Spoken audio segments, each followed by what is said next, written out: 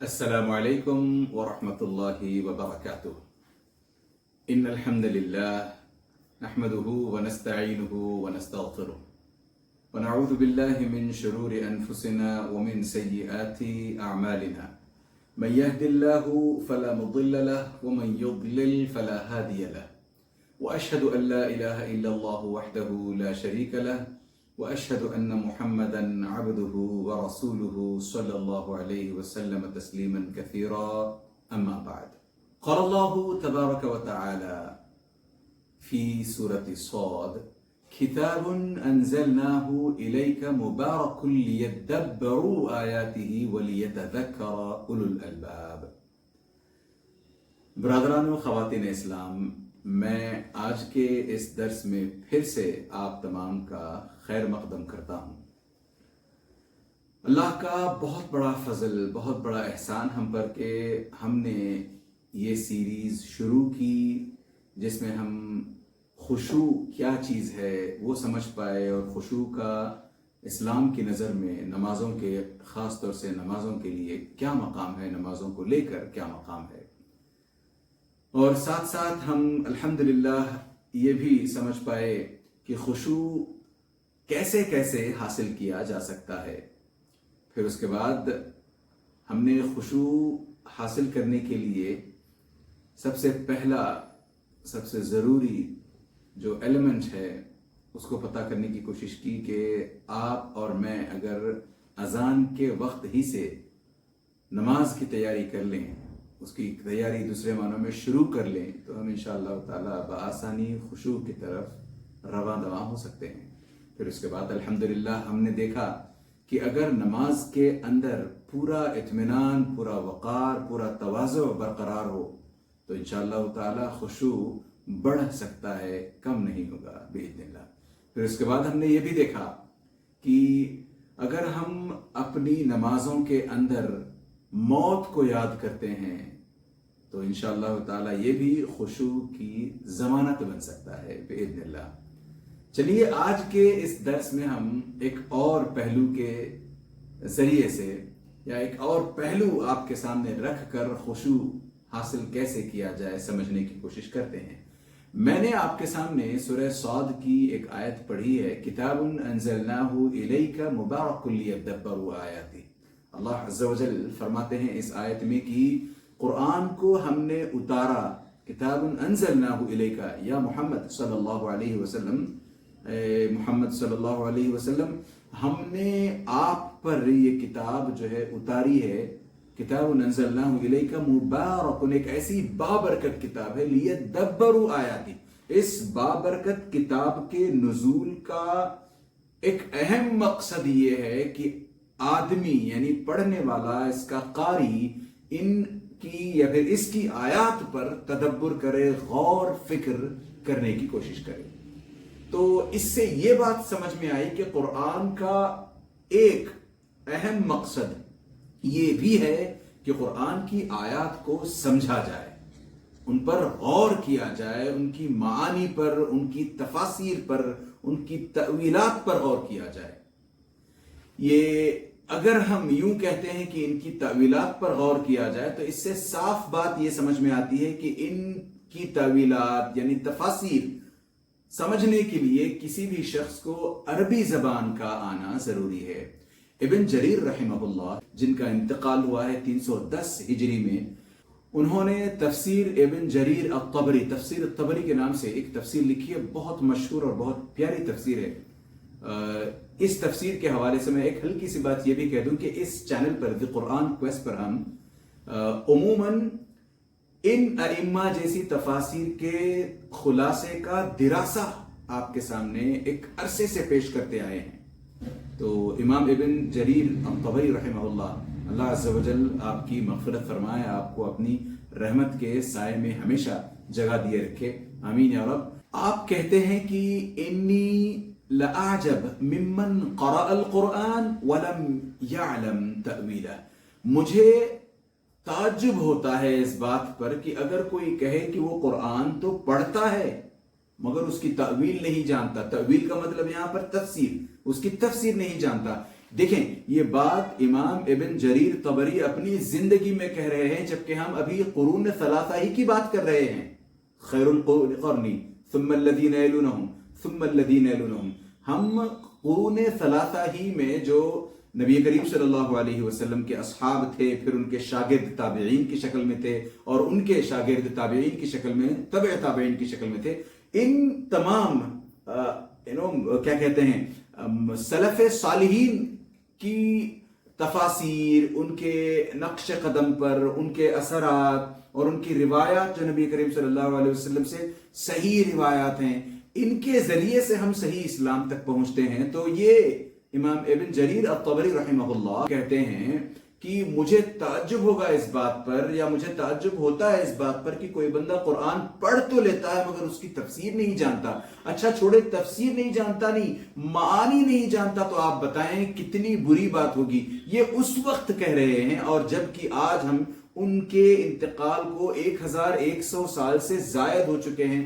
اگر آج آپ رحمہ اللہ ہوتے اور آج کا ہمارا المیہ دیکھتے تو کیا فرماتے؟ کیونکہ دیکھیں آپ اور میں خود اس بات کے گواہ ہیں کہ ہمارے اپنے علاقے میں جہاں ہم رہتے ہیں، اکا دکے کو چھوڑ کر کوئی تأویل قرآن، تفسیر قرآن کو نہیں جانتا. اتنا بڑا المیہ ہمارا.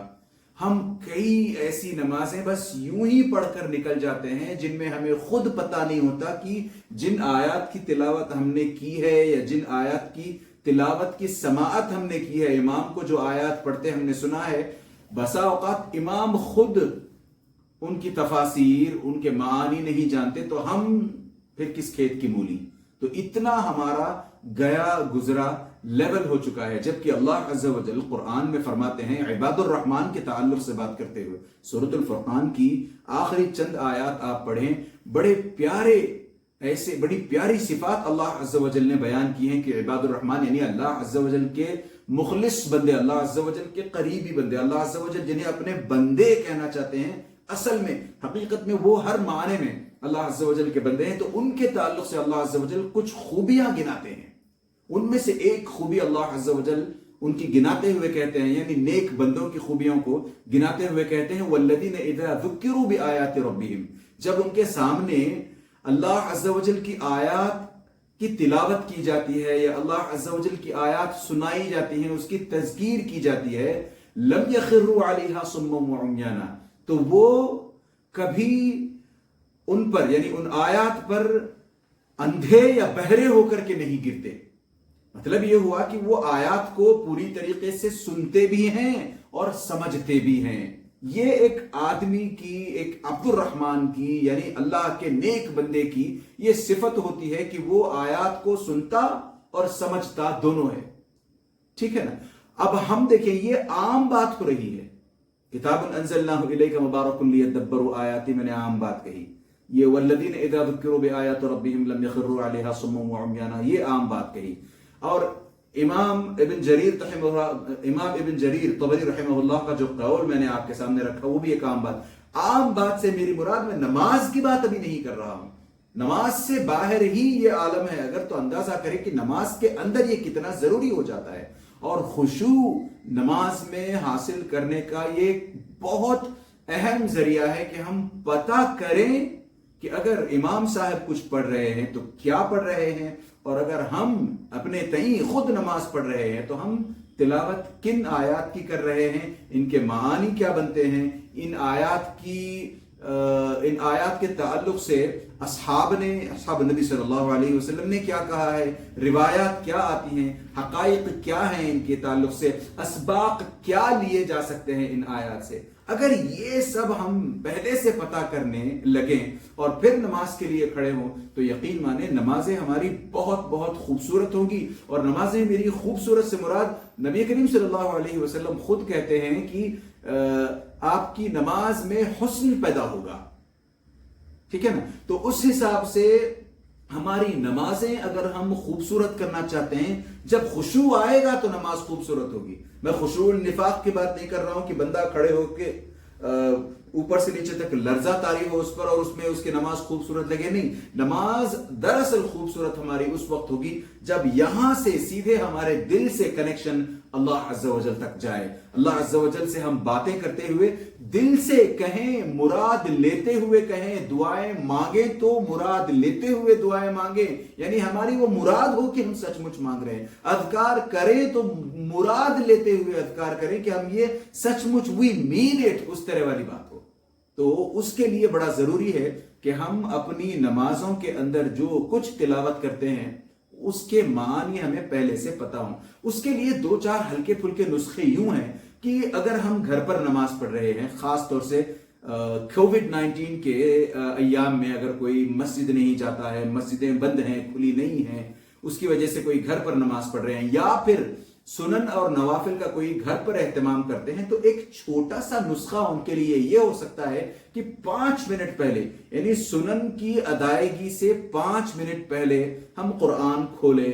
اگر ہم وہ چھوٹی چھوٹی صورتیں ہی پڑھنا چاہتے ہیں، الم تر کیف فعل ربک باصحاب الفیل لإیلاف قریش ارأیت الذی یکذب بالدین انا اعطیناک الکوثر، اس طرح کی جو چھوٹی چھوٹی آیات ہیں وہیں سے اگر ہم شروعات کرنا چاہتے ہیں تو کوئی حرج نہیں. ہم کم از کم اتنا کر سکتے ہیں کہ ایک دن بیٹھ جائیں. الم تر کیف فعل ربک باصحاب الفیل، یعنی سورۃ الفیل کے تعلق سے تھوڑی سی تفسیر پڑھیں، تھوڑے معانی پڑھیں اس کے، اور اس کے کچھ کی ورڈز ہوں گے، کچھ خاص الفاظ ہوں گے، ان کو ذہن میں رکھنے کی کوشش کریں اور ان الفاظ کو کسی نہ کسی طریقے سے کنیکشن پیدا کریں کہ اس کا معنی یہ بنتا ہے اور اس سے یہ مراد ہے، تو ذہن میں وہ سنک ان ہونا شروع ہو، ذہن میں وہ بیٹھنا شروع ہو. پھر اس کے بعد 5 منٹ لگیں گے بس، اور ایک ہی دفعہ میں کام کرنا ہے بس. تو سورۃ الفیل کا ہم نے 5 منٹ میں اس کی ہلکی سی ٹرانسلیشن پڑھ لی، تفسیر تھوڑی سی دیکھ لی ہم نے، خصوصاً اچھی تفاسیر اور تفسیر بالرائے نہیں، تفسیر بالمأثور جو ہوتی ہے ان تفاسیر کی بات کر رہا ہوں. بڑے بڑے علامہ، بڑے بڑے ائمہ گزرے ہیں جنہوں نے تفاسیر لکھی ہیں. ان تفاسیر میں سے آج کل تو ہر جگہ تفسیریں دستیاب ہیں، ان میں سے کوئی ایک اپنی زبان میں جو آپ کو تفسیر اچھی لگی، خاص طور سے اردو میں تو آج الحمدللہ بہت کام ہوا ہے، تو اس حساب سے تفسیر کوئی لے لیں، بس 5-7 منٹ بیٹھ کر پڑھیں، پھر نماز میں کھڑے ہوں اور جب وہ آیات ہم تلاوت کر رہے ہوں تو وہ ساری چیزیں جو ہم نے ابھی پڑھی 5 منٹ پہلے وہ دماغ میں گردش کرنے لگیں گی. اور اس میں اگر کوئی دعا کہیں آتی ہے تو پھر ہم دعا کے لیے اس طریقے سے محسوس کرنے لگیں گے کہ ہاں مجھے بھی یہ کچھ چاہیے. تو اس طریقے سے اگر ہم آہستہ آہستہ کام کرنے لگیں تفسیر کو پڑھ کر کے اس کے بعد نمازوں کے لیے کھڑے ہونے کا، تو انشاءاللہ تعالی ہماری اپنی نمازوں کے اندر خشوع تو آئے گا ہی باذن اللہ، ہماری اپنی نمازوں میں وہ نکھار اور اخلاص للہیت بھی انشاءاللہ تعالی پیدا ہونے لگے گی، اور ہماری نمازیں اور ہمیں دکھائی بھی دینے لگے گا کہ ہماری نمازیں انشاءاللہ تعالی اللہ عز و جل کے ہاں مقبول ہوتی جا رہی ہیں، اور ہمیں اپنی زندگی میں برکات، سعادت وہ نصیب ہوتی دکھائی دیں گی باذن اللہ و توفیقہ انشاءاللہ تعالی. ایک تو یہ رائے تھی. دوسری رائے میں یہ رکھوں آپ کے سامنے کہ کئی دفعہ یوں ہوتا ہے، خصوصاً رمضان کے مہینے میں یوں ہوتا ہے کہ ہم تراویح پڑھتے ہیں تو اس مسجد میں، اکثر مساجد میں اس چیز کا اہتمام ہوتا ہے کہ ہم نے نماز پڑھ لی تراویح کی، تراویح کے بعد وہاں کے منتظمین جو ہیں وہ اس چیز کا خاص اہتمام کرتے ہیں کہ آج جو کچھ تراویح میں پڑھایا گیا ہے اس کا خلاصہ اگلے 10 یا 15 منٹوں میں آپ کے سامنے پیش کیا جائے گا، لہٰذا آپ نہ جائیں، بیٹھے خلاصہ سن کر جائیں. اس چیز کو اگر ہم تھوڑا سا ریورس کر لیں، تھوڑا سا الٹا کر لیں کہ بجائے اس کے کہ تراویح کے بعد خلاصہ پیش کیا جائے، کیوں نہ تراویح سے پہلے یا اگر ممکن ہو تو ایک دن پہلے خلاصہ پیش کیا جائے کہ کل جو ہے نا سورۃ المائدہ کی پہلی آیت سے لے کر کے سورۃ المائدہ کی آیت نمبر 80 تک یا 50 تک یا جتنا بھی ہو یہ آیت پڑھی جانے والی ہیں، ان کا نچوڑ جو ہے آج آپ کے سامنے پیش کیا جاتا ہے. تو یقین مانے جتنے لوگ بیٹھے ہیں وہ خود بخود وہ سننا، نوٹس لینا پسند کریں گے، کئی لوگ تو انشاءاللہ تعالی، اور کئی لوگ ریکارڈ کر کے گھر پہ لے جا کے دوبارہ سن کر کے، کیونکہ ان کے پاس اب 24 گھنٹے ہوں گے، پھر وہ سنیں گے، دوبارہ سہ سنیں گے انشاءاللہ تعالی. اور ان میں سے کئی تو ایسے ہوں گے جو نوٹس بنا کر کے کی ورڈز پھر سے ذہن میں بیٹھا کر کے اگلی رات جب تراویح کے لیے آئیں گے تو کئی دفعہ ایسا بھی ہوگا ان کے ساتھ کہ ان کے خود اپنے رونگٹے کھڑے ہوں گے انشاءاللہ تعالی. کیوں؟ کیونکہ ہم نے پہلے ہی ان کو آیات کے معانی، آیات کی تفسیر یا پھر اس کا خلاصہ وغیرہ، اور جہاں جہاں ضروری پوائنٹس ہوئے خصوصاً توحید اور عقیدے کو لے کر کے ان پوائنٹس کو ہم نے ان کے سامنے رکھا ہے. تو یہ خوشی سے جاتے ہیں. بہت امید ہے مجھے, اور بہت لوگ اس طرح کرتے بھی ہیں. جب ہم تراویح کی بات اگر میں کروں تو ہم جب نوٹس وغیرہ یا پھر ہم جب خلاصہ وغیرہ پیش کرتے ہیں تو میں نے خود دیکھا ہے کئی لوگوں کو بیٹھ کر کے نوٹس بناتے ہیں. تو نوجوانوں میں جو یہ جذبہ ہے قرآن کو سیکھنے کا, دین کو سیکھنے کا, دین کو سمجھنے کا, دین پر زیادہ سے زیادہ پابندی کے ساتھ چلنے کا, اس جذبے کی بھرپائی کرنے کے لیے انشاءاللہ تعالی یہ ایک اچھا قدم ہوگا. لہٰذا ہم شروع کریں, ان کو ہم 24 گھنٹے نہ صحیح, کم از کم مغرب کے بعد یا پھر عشاء کے بعد ہی صحیح, تراویح سے پہلے یہ ایک چیز جاری کی جائے کہ ہم بیٹھیں گے, یہ خلاصہ ہے, اس کے بعد نماز ہوگی. 24 گھنٹے تو بہت اچھی بات ہوگی ویسے. اس کے بعد انشاءاللہ تعالیٰ دھیرے دھیرے کر کے سارا قرآن لوگوں کے سمجھ میں آنے لگے گا کہ آج یہ پڑھا گیا تھا, کل یہ پڑھا گیا تھا, اور انشاءاللہ تعالیٰ اس سے بہت فوائد ہی سامنے آئیں گے. پھر آگے بڑھتے ہیں. اس کے علاوہ میں آپ کے سامنے ایک بات رکھوں کہ ہمارے اسلاف کیسے اپنی راتوں کی نمازیں پڑھا کرتے تھے. ایک دفعہ کا واقعہ ہے, ابو عبداللہ رحمہ اللہ فرماتے ہیں کہ ہم نے ایک دفعہ ابو سعید رحمہ اللہ کے گھر جا کر کے وہاں پر رات بتانی چاہی. ابو سعید مطلب امام الحسن البصری رحمہ اللہ, تو ان کے گھر گئے, رات وہاں پر انہوں نے بتائی. تو کیا دیکھتے ہیں کہ آدھی رات کو جب نماز کے لیے امام حسن بصری اٹھ کر کے کھڑے ہوئے ہیں تو ایک آیت ہے قرآن کی, وَإِن تَعُدُّوا نِعْمَةَ اللَّهِ لَا تُحْصُوهَا. معنی کیا ہے اس کا کہ اگر آپ اللہ عز و جل کی نعمتوں کو شمار کرنے کے لیے بیٹھ جاؤ, شمار کرنے لگو کہ ایک نعمت, دو نعمتیں, تین نعمتیں, لا تحصوها, آپ کسی صورت ان نعمتوں کو شمار نہیں کر سکتے. تو یہ فقرہ, یہ ٹکڑا تھا آیت کا, وَإِن تَعُدُّوا نِعْمَةَ اللَّهِ لَا تُحْصُوهَا. ساری رات امام حسن بصری رحمہ اللہ نے بس یہی پڑھا ہے, ساری رات, سحر تک یہی پڑھتے رہے. جب صبح ہوئی تو ابو عبداللہ نے پوچھا کہ ابو سعید, ہم نے آپ کو دیکھا کہ ساری رات آپ بس اس ایک آیت کی تلاوت کر رہے تھے, ماجرا کیا ہے؟ تو امام حسن بصری رحمہ اللہ فرماتے ہیں کہ دراصل ماجرا یہ ہے کہ جب میں اس آیت کو پڑھ رہا تھا تو مجھے ایک نعمت اللہ عز و جل کی یاد آ گئی. تو میں نے دوبارہ اس آیت کو پڑھا تو ایک اور نعمت اللہ عز و جل کی یاد آ گئی. سہبارہ پڑھا, ایک اور نعمت, ایک اور دفعہ پڑھا, ایک اور. تو جب بھی میں آیت پڑھتا ہوں, آگے بڑھنے کی کوشش کرتا ہوں کہ ایک نعمت اللہ عز و جل کی یاد آ جاتی مجھے, پھر میں پلٹ جاتا, پھر دوبارہ میں اس آیت کو پڑھتا, پھر ایک نعمت یاد آ جاتی. تو یہ ان کا ایسا معمول تھا.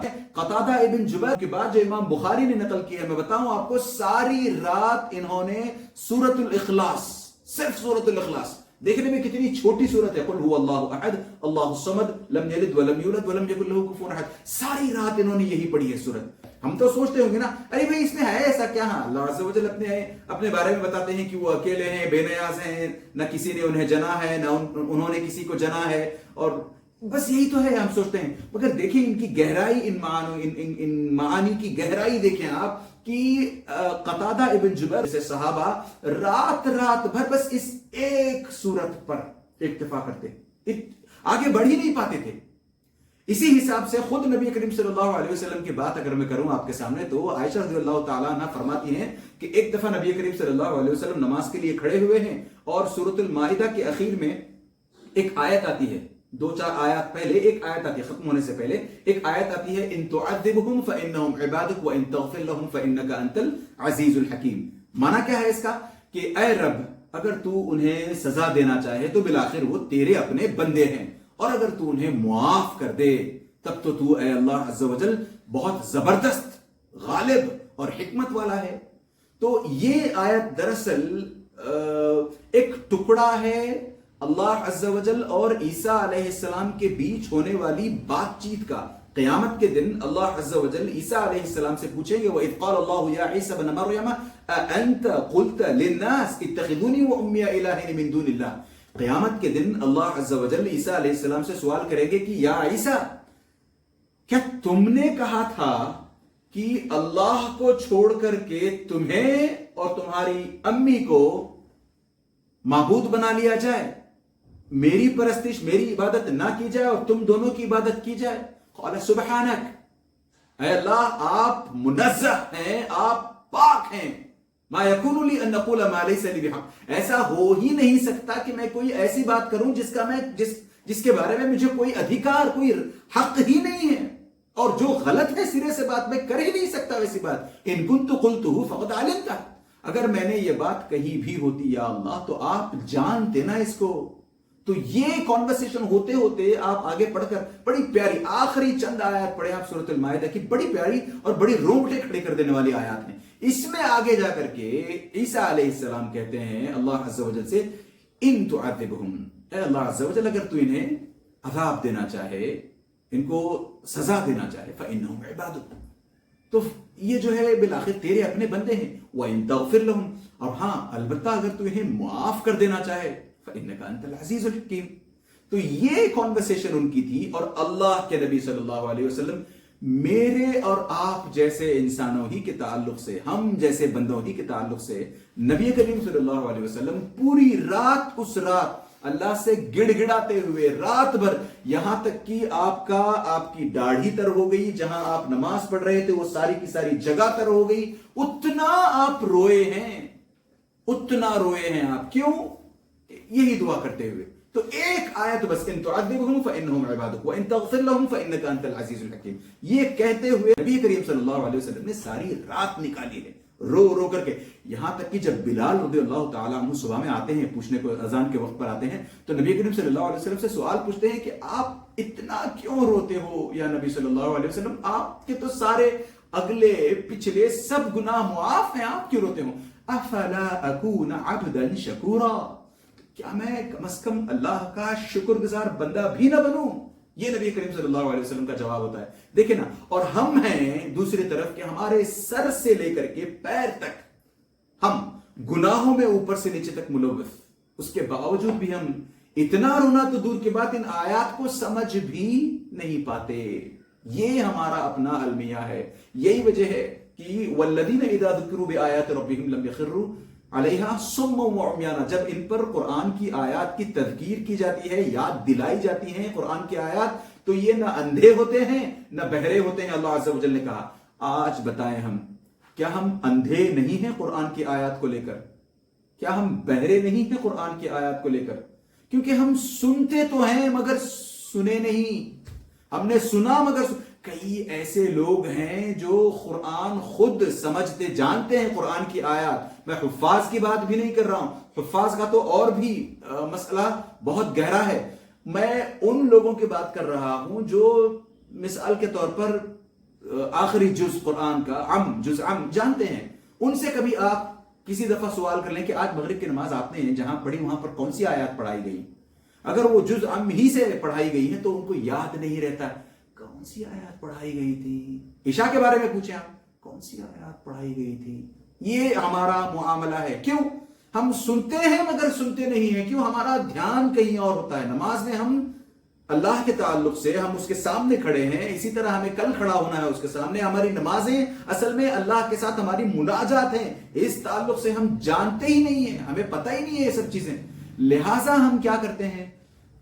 کھڑے تو ہیں فزیکلی، بدن تو ہمارا موجود ہے نماز کے لیے، مسجد میں مصلی پر کھڑے ہیں، مگر ہمارا دماغ، ہمارا دل پتہ نہیں کہاں کہاں گردشیں کر کے آتا ہے۔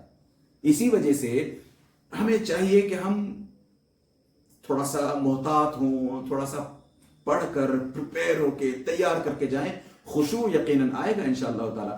خاص طور سے دیکھیں، جمعہ کی نماز میں عموماً سبح اسم ربک الاعلی اور هل اتاک حدیث الغاشیہ، یا پھر کہیں کچھ اور مساجد میں سورۃ الجمعہ اور سورۃ المنافقون۔ اسی حساب سے فجر کی نماز میں، جمعہ کے دن فجر کی نماز میں سورۃ السجدہ اور سورۃ الانسان، یہ چند ایسی صورتیں ہیں جو عموماً تلاوت کی جاتی ہیں۔ اور سورۃ الفاتحہ تو گیون ہر نماز میں سورۃ الفاتحہ پڑھی جاتی ہے، ہم بھی پڑھتے ہیں اور جہری نمازوں میں امام صاحب بھی پڑھتے ہیں اور ہم سنتے بھی ہیں، پڑھتے بھی ہیں۔ تو کم از کم ہم ابتدا یہاں سے تو کریں کہ ٹھیک ہے اگلی جمعہ کی نماز کو جانے سے پہلے میرے پاس 8 دن کا ٹائم ہے، آج جمعہ ہوئی ہے، اگلی جمعہ کو نماز جانے سے پہلے میں سورۃ الاعلی اور سورۃ الغاشیہ کا مکمل روز تھوڑا تھوڑا کر کے ہی صحیح 4 دن میں سورۃ الاعلی میں لگاؤں، باقی کے 3 دن میں سورۃ الغاشیہ میں لگاؤں، اور زیادہ لگتا ہے تو لگے کوئی حرج نہیں، کم از کم میں سورۃ الاعلی کو تو اپنے کنٹرول میں کروں کہ سورۃ الاعلی میں جو پڑھایا جا رہا ہے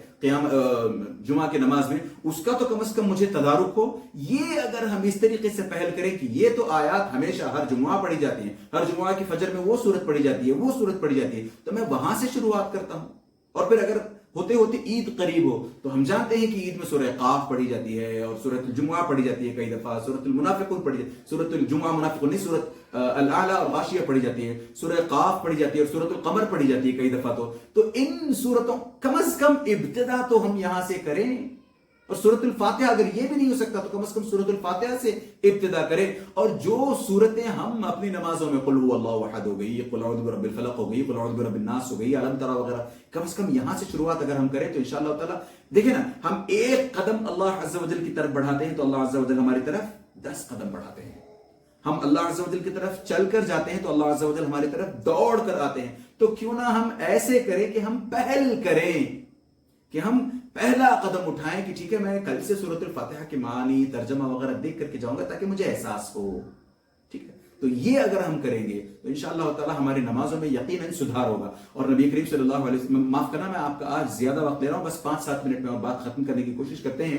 یہ دیکھیں نبی کریم صلی اللہ علیہ وسلم کا ایک اور معمول یہ تھا کہ نبی کریم صلی اللہ علیہ وسلم اذا مر بآیت فیہا تسبیح سبح، وإذا مر بآیت فیہا سؤال سأل، وإذا مر بآیت عذاب فتعوذ۔ اس طرح کے کچھ الفاظ نبی کریم صلی اللہ علیہ وسلم کی عبادات کو لے کر کے ائمہ احادیث میں آتے ہیں کہ جب بھی نبی کریم صلی اللہ علیہ وسلم کوئی ایسی آیت تلاوت فرماتے جس میں اللہ عز و جل کی تسبیح مقصود ہو، تسبیح بیان کی گئی ہو، تو اللہ عز و جل نبی کریم صلی اللہ علیہ وسلم تسبیح کیے بنا آگے نہیں بڑھتے۔ اور اسی حساب سے جب بھی کوئی رحمت والی آیت ہوتی تو اللہ عز و جل کی رحمت کا سوال نبی کریم صلی اللہ علیہ وسلم کرتے۔ دیکھیں نا، سب چھوڑ کر کے میں نہیں، آپ نہیں، نبی کریم صلی اللہ علیہ وسلم سوال کرتے ہیں رحمت کا، جن کے بارے میں ہم مانتے ہیں، جانتے ہیں کہ سارے گناہ معاف، بلکہ معصوم عن الخطا، تو اس کے باوجود ہمارا یہ عالم ہے۔ جبکہ نبی کریم صلی اللہ علیہ وسلم کسی بھی عذاب کی آیت پر پہنچتے تو اس آیت سے، اللہ عز و جل کے عذاب سے اللہ کی پناہ مانگے بنا آگے نہیں بڑھتے تھے۔ یہ نبی کریم صلی اللہ علیہ وسلم کے معمولات میں سے تھا۔ اگر ہم قرآن کو سمجھیں گے، اگر ہم قرآن پر ہمارا دھیرے دھیرے کنٹرول ہوگا، تدارک ہوگا، تو ہمیں بھی یہ سب کچھ کرنے کو ملے گا۔ اور حفاظ کا تو الحمدللہ عالم ہی الگ ہے، ان کو تو سارا قرآن معلوم ہوتا ہے۔ انفارچونیٹلی ایسا ہوتا ہے کہ ہمارے آج کے دور میں کئی ایسے حفاظ مل جائیں گے جو صرف حفاظ ہیں، باقی انہوں نے حفظ کے علاوہ کچھ نہیں کیا ہے، لہٰذا جب وہ پڑھتے ہیں تو نہ انہیں خود پتا ہوتا ہے کہ کن آیات کی تلاوت ہو رہی ہے، نہ ان کے معنی انہیں پتا ہوتا ہے، تفسیر تو خیر دور کی بات۔ تو اس طریقے سے اگر ہم کریں، اور اگر ان کے علاوہ بھی کئی ایسی پوری نماز میں کئی ایسی حیات اور کئی ایسے ارکان ہوتے ہیں جہاں پر ہم اللہ کا ذکر کر رہے ہوتے ہیں اور اللہ سے مانگ رہے ہوتے ہیں، ان چیزوں کا بھی اگر ہمیں علم ہو کہ ہم اصل میں اگر سجدے میں جاتے ہیں سبحانک اللہم و بحمدک اللہم اغفر لی کہتے ہیں تو نہ صرف ہم اللہ عز و جل کی تسبیح کر رہے ہیں بلکہ ہم نے اپنے لیے دعا بھی مانگی ہے، کہا اللہم اغفر لی، او اللہ میری مغفرت فرما دے۔ اگر ہم یہ نہیں جانتے تو بس ہم رٹ کر ایسے ہی آ جائیں گے، سنا کر مطلب پڑھ کر کے ایسے آ جائیں گے۔ اگر ہم اس کے معنی جاننے لگیں، جیسے ہم اٹھ کر کے بیٹھتے ہیں دو سجدوں کے بیچ میں اللہم اغفر لی وارحمنی وعافنی، یہ ساری کی ساری دعائی تو ہے، اس میں ہم نے اللہ عز و جل سے کئی چیزیں مانگی ہیں، اور اگر ہم ان کو سمجھ کر مانگیں گے تو ہماری عافیت بھی ہو جائے، ہدایت بھی ہو جائے، مغفرت بھی ہو جائے، اللہ عز و جل روزی روٹی بھی ہمیں دے اور نوازیں اللہ عز و جل ہمیں۔ تو اس طریقے سے جہاں جہاں وہ ہے نا، پتا آپ کو نبی کریم صلی اللہ علیہ وسلم نے ایک دفعہ جب نماز پڑھائی تھی تو سب ربنا لک الحمد کہتے تھے، ایک صحابی نے ربنا لک الحمد حمدا کثیرا طیبا مبارکا فیہ کہا۔ نبی کریم صلی اللہ علیہ وسلم نے نماز کے بعد پلٹ کر پوچھا کہ آپ میں سے کس نے یہ الفاظ کہے ہیں؟ تو ایک صحابی نے ڈرتے ڈرتے ہاتھ اٹھایا کہ کہا میں نے کہے ہیں۔ تو کہا، کیونکہ انہیں لگا کہ گستاخی کی ہے، تو نبی کریم صلی اللہ علیہ وسلم نے پلٹ کر ان سے کہا کہ پتا ہے تمہارے اس کلمے سے، یعنی تم نے جو ایکسٹرا کلمات کہے اس سے اتنے خوش ہوئے تھے فرشتے کی لگ بھگ 30 یا 30 سے زائد فرشتے آپس میں ایک دوسرے سے سبقت لے جانے کی کوشش کر رہے تھے کہ ان میں سے کون پہلے لکھے ان کلمات کو تاکہ اپنے رب تک پہنچا آئے. تو یہ چیزیں ہوتی ہیں اس طریقے سے کہ ہم اللہ عز و جل کے سچ مچ سامنے کھڑے ہیں. ہے نا وہ حدیث نبی کریم صلی اللہ علیہ وسلم فرماتے ہیں نا وَمَا الْإِحْسَانِ يَا رسول اللہ. جبریل علیہ السلام پوچھتے ہیں الْإِحْسَانِ أَن تَعْبُدَ اللَّهَ كَأَنَّكَ تَرَاهُ فَإِن لَمْ تَكُن تَرَاهُ فَإِنَّهُ يَرَاكَ. احسان کا مطلب یہ ہے کہ جب آپ اللہ عز و جل کی عبادت کریں تو ایسے کریں کہ گویا آپ اللہ عز و جل کو دیکھ رہے ہیں. اگر آپ سے یہ نہیں ہوتا تو کم از کم اتنا تو طے ہے کہ اللہ عز و جل آپ کو دیکھ رہے ہیں. اگر ہمیں کوئی غور سے دیکھ رہا ہے، خاص طور سے جس کو ہم بہت زیادہ چاہتے ہیں، ہوتا ہے نا کئی دفعہ ایسا، حالانکہ ہونا نہیں چاہیے. کئی لوگ کئی دفعہ کرتے ہیں کہ نماز پڑھ رہے ہیں کھڑے ہو کر کے، ان کی جان پہچان کا جن کی نظروں میں ان کی اپنی اچھی چھوی امیج بنی ہوئی ہے تو ہم تھوڑے سے سترک ہو جاتے ہیں. نماز اور سبحان اللہ یہ نہیں کرنا چاہیے. میں بس اس کی مثال دے کر کے کچھ اور بتانا چاہ رہا ہوں. تو ہم سترک ہوتے ہیں نماز میں، ہم تھوڑا سا اور خشوع جیسا وہ سب کرنے کی کوشش کرتے ہیں. غلط ہے اور بات ہے. تو یہ اگر ہم اللہ عز و جل کے لیے کریں، یہ صاحب دیکھ رہے ہیں ان کے لیے اگر ہم کر رہے ہیں تو ان کی نظروں میں تو ہم پھر سے اور اونچے. واہ یہ دیکھا نا کتنے متقی انسان ہیں، نمازیں دیکھیں ان کی کیسی ہیں. اللہ عز و جل ہمیں ویسے جب بھی ہم نماز کے لیے کھڑے ہوتے ہیں تب اللہ عز و جل دیکھتے ہیں. جب ایک حدیث کے الفاظ آتے ہیں، میں انشاءاللہ تعالی اپنی بات ختم کرتا ہوں اس کے ساتھ، کہ جب تک ہم اللہ عز و جل کو نماز میں اللہ عز و جل کے ساتھ لگے ہوئے ہیں مناجات میں، تب تک اللہ عز و جل ہم سے بات کر رہے ہیں. جیسے ہی ہمارا دھیان بھٹکا تو اللہ عز و جل ہم سے بات، اللہ عز و جل نے بھی التفات کر لیا. تو اس طریقے سے ہم ہمیشہ کوشش کر سکتے ہیں کہ جب بھی ہم نماز کے لیے کھڑے ہوں تو کوشش کریں کہ قرآن کی آیات پتہ ہوں تاکہ تفاعل بھی تو ہو، ریاکٹ بھی تو کر سکیں ہم انشاءاللہ تعالی. اور پھر امام کی آمین کے ساتھ جس کی آمین ہو جائے، نبی کریم صلی اللہ علیہ وسلم کا قول ہے نا کہ آپ جب امام نے جب سورۃ الفاتحہ ختم کی آمین کہنے لگے تو جب آپ آمین کہتے ہو تو آپ کے ساتھ ساتھ ملائکہ فرشتے بھی آمین کہتے ہیں. اور نبی کریم صلی اللہ علیہ وسلم یہاں بشارت دیتے ہیں کہ فرشتوں کی آمین کے ساتھ جس کی آمین مل گئی، جمع ہو گئی، اس کے غفر لہ ما تقدم من ذنبہ، اس کے پچھلے سارے گناہ معاف.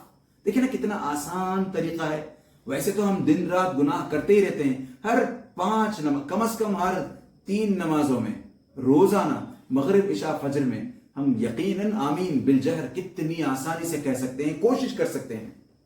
تو آئیے ہم یہاں سے انشاءاللہ تعالیٰ کوشش کریں کہ ان چیزوں کو لے کر بھی ہم اپنی نماز کے اندر خشوع پیدا کریں اور اللہ عز و جل سے دعا کریں کہ اللہ عز و جل ہمیں اس طرح کے الگ الگ طریقوں کے ذریعے سے خشوع سکھلائے اور ہمیں ہماری اپنی زندگی بھر کی نمازوں میں خشوع میسر فرمائے. آمین یا رب العالمین. وصلی اللہ علی نبینا محمد وعلى آلہ وصحبہ اجمعین. سبحانک اللہم وبحمدک اشہد ان لا الہ الا انت استغفرک واتوب الیک. السلام علیکم ورحمۃ اللہ وبرکاتہ.